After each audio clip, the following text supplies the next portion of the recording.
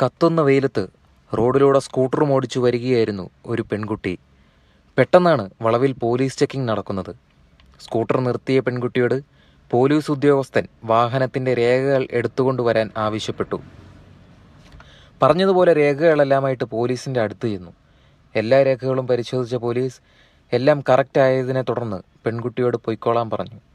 സ്കൂട്ടറിൽ കയറി പോകാൻ വേണ്ടി വണ്ടി മുമ്പോട്ടെടുത്തപ്പോൾ വേഗം ഓടി വന്ന് പോലീസ് യുവതിയുടെ മുന്നിലായി കൈവച്ചു. പൊല്യൂഷൻ സർട്ടിഫിക്കറ്റ് ചോദിക്കാൻ പോലീസ് മറന്നുപോയിരുന്നു എന്ന കാരണത്തിനാലാണ് കൈ നീട്ടിയത്. പക്ഷേ സ്കൂട്ടർ പെട്ടെന്ന് മുമ്പോട്ടെടുത്തപ്പോൾ പോലീസിൻ്റെ കൈ യുവതിയുടെ ദേഹത്ത് സ്പർശിക്കുകയായിരുന്നു. ഏകദേശം വൈകുന്നേര സമയം ആയതുകൊണ്ട് അവിടെ സ്കൂൾ കുട്ടികളും ജോലി കഴിഞ്ഞ് മടങ്ങുന്നവരും മറ്റ് യാത്രക്കാരുമായി ഒരുപാട് പേരുണ്ടായിരുന്നു. ഇവരെല്ലാവരും പെൺകുട്ടിയെ തന്നെ നോക്കിക്കൊണ്ടിരിക്കുകയായിരുന്നു. ദേഹത്ത് സ്പർശിച്ച ഉടനെ തന്നെ പോലീസ് കൈ പിന്നിലേക്ക് വലിച്ചെങ്കിലും പോലീസ് ഉദ്യോഗസ്ഥൻ്റെ വാച്ചിൽ പെൺകുട്ടിയുടെ ചുരിദാറിൻ്റെ മുകൾ ഭാഗം ഉടക്കുകയായിരുന്നു. പെട്ടെന്ന് കൈ വലിക്കുന്ന കൂട്ടത്തിൽ ചുരിദാറിൻ്റെ ബട്ടൺ കൂടി പൊട്ടിപ്പോയി. പെട്ടെന്ന് തന്നെ പെൺകുട്ടി ശരീരം പൊത്തിപ്പിടിച്ചു റോഡിലേക്ക് തെറിച്ചു വീഴുകയായിരുന്നു. തൊട്ടടുത്ത് നിന്ന ആളുകൾ മൊബൈൽ ഫോണിൽ വീഡിയോ പകർത്തുന്ന തിരക്കിലായിരുന്നു. ആരും പെൺകുട്ടിയെ എണീപ്പിക്കാനോ ഒരു കഷ്ണം തുണി കൊടുക്കാനോ മുതിർന്നില്ല. ദേഷ്യവും സങ്കടവും തോന്നിയ പെൺകുട്ടി ചാടി എണീറ്റ് പോലീസിനെ പിടിച്ച് തള്ളി. പെട്ടെന്ന് തന്നെ അയാൾ റോഡിലേക്ക് തെറിച്ചു വീഴുകയായിരുന്നു. തൊട്ടടുത്തുള്ള ബജിക്കടയുടെ മുകളിലേക്കായിരുന്നു വീണത്. ഒരു പെൺകുട്ടി പിടിച്ചു തള്ളിയാൽ വീഴുന്ന പോലീസുകാരനുണ്ടോ എന്ന് എല്ലാവർക്കും അത്ഭുതമായി. എന്നാൽ അയാൾ മദ്യപിച്ചിട്ടുണ്ടായിരുന്നു. അതാണ് പെട്ടെന്ന് വീഴാൻ കാരണമായത്.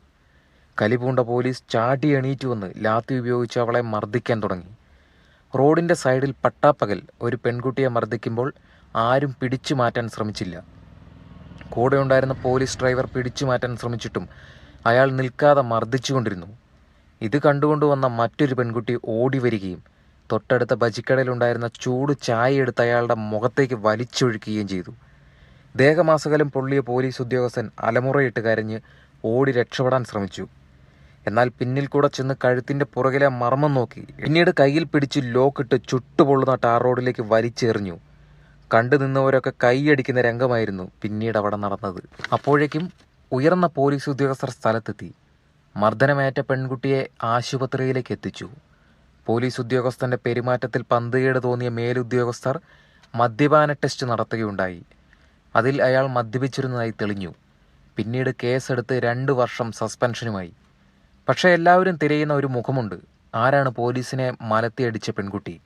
അത് മറ്റാരുമല്ലായിരുന്നു, ഇതേ ഉദ്യോഗസ്ഥനിൽ നിന്നും കഴിഞ്ഞയാഴ്ച ഇതേ ദുരനുഭവം നേരിട്ട മറ്റൊരു ഇരയായിരുന്നു. അന്നു തൊട്ട് ആയോധന കലകൾ അഭ്യസിക്കുകയായിരുന്നു ഈ പോലീസ് ഉദ്യോഗസ്ഥന് ടൊർണം കൊടുക്കാൻ.